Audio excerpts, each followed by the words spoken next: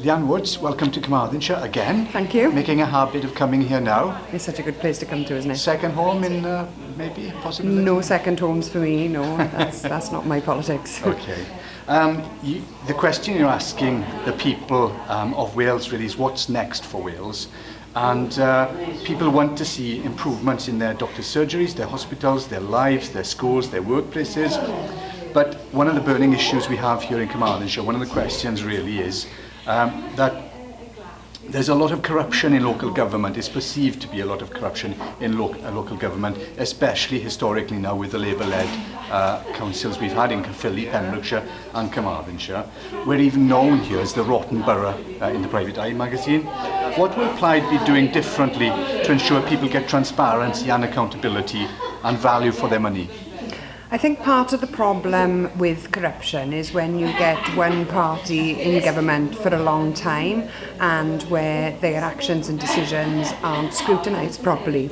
And so anything that local councils can do to open up and make more transparent their decision-making processes is a good thing. Here in Carmarthen, the control of the council has recently changed hands from a Labour independent administration to a Plaid Cymru independent administration. And sometimes just that change of control can freshen up an organisation's thinking, and great change can come out of such a situation. I know that Emlyn Dole and his team of councillors here are working very hard to try and change the culture of the local authority, to try and turn around some of those bad habits that have been developed over many years. And I'm confident that people in Carmarthenshire will see a big change over the coming months and years in the way the local authorities run. Why do you think that the people of Wales opted for a Conservative government in Westminster? They didn't. People in Wales didn't voted against a Conservative government, and that just shows the unfairness of the situation that we're in. For the first time, different countries that make up the UK voted for different parties, and it was actually Wales voted for the Labour Party, Scotland voted for the SNP, and it was voters in England that voted for a Conservative government. And we pointed out during the election the dangers of not having a stronger assembly able to defend people here against those damaging Tory policies. Unfortunately, we didn't expand our base of MPs, but nonetheless we've got a very strong voice for Carmarthenshire in Jonathan Edwards, who's an excellent MP for this local area, and he will be making sure that the voice of Wales is heard loud and clear in Westminster.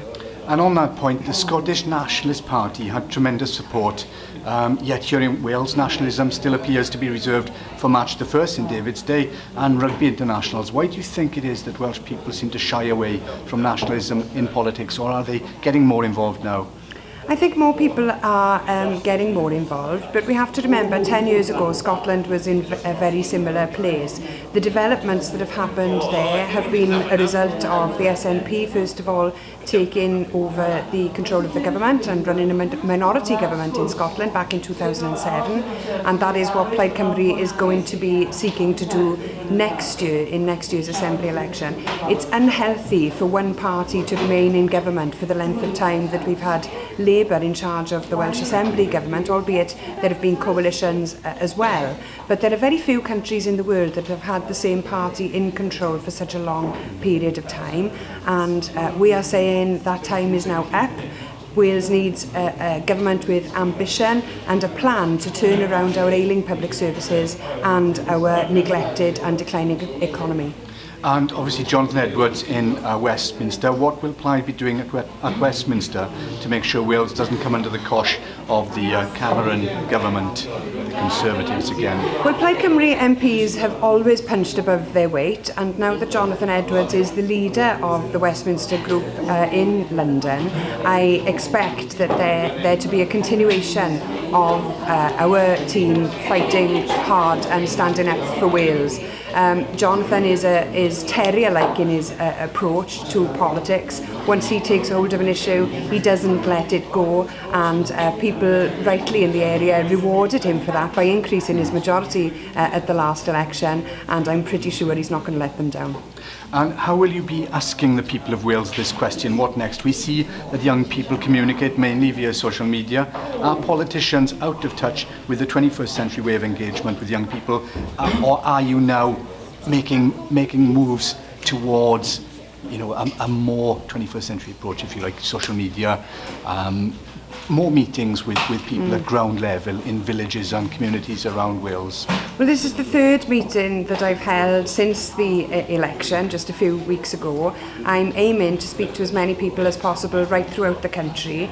Many young people have become interested in politics as a result of the last election. I feel very strongly that 16 and 17-year-olds should have the vote, for example. We do an awful lot in Plaid Cymru on social media to try and make sure that young people have access to politics and are able to engage with us. And that's paying off. We're seeing many young members joining the party as well, and the new generation, if you like, of politicians are already starting to come through. So I'm very encouraged by the response that we've had from these meetings so far. There's another 11 months to go before the election, and I imagine I'll be able to pack in quite a few more meetings before then, and hopefully we'll see the result of that next May.